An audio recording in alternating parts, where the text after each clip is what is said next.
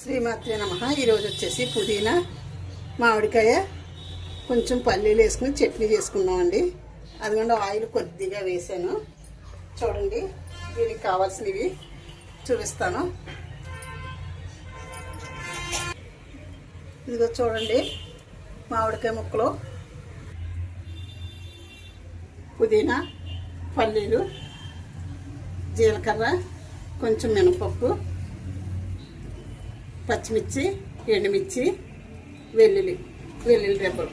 చూడండి, ఇవి మనం ముందు మినపప్పు వేసుకుందామండి. కొంచెం వేసుకుంటే మనకి చూడండి మినపప్పు వేయించింది కదా. ఇప్పుడు మనం పల్లీలు కూడా వేసేసుకుందాము.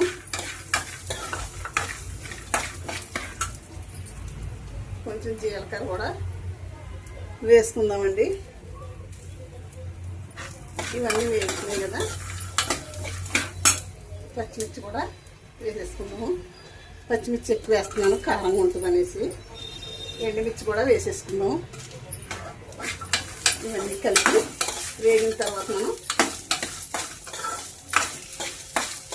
వేగుతున్నాయి కదండి. ఇది దోరగా కొంచెం వేగిన తర్వాత ఇంకా వెల్లుల్లిపాయలు కూడా వేస్తున్నాను. చూడండి ఎలా వేగిందో చూడండి.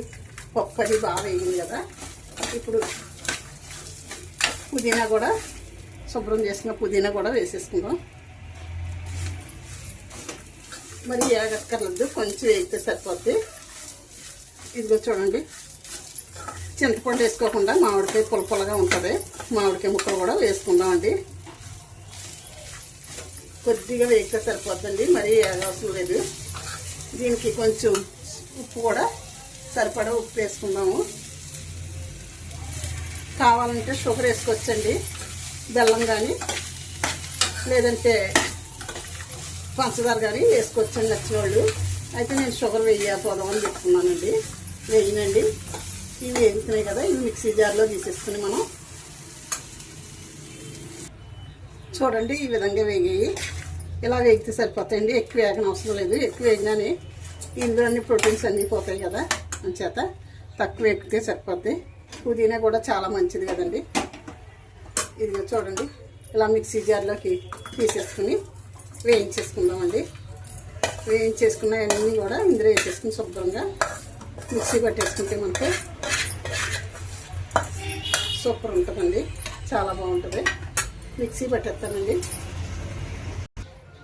ఇదిగో చూడండి, మిక్సీ పట్టేసాను. ఎంత బాగా వచ్చింది చూడండి.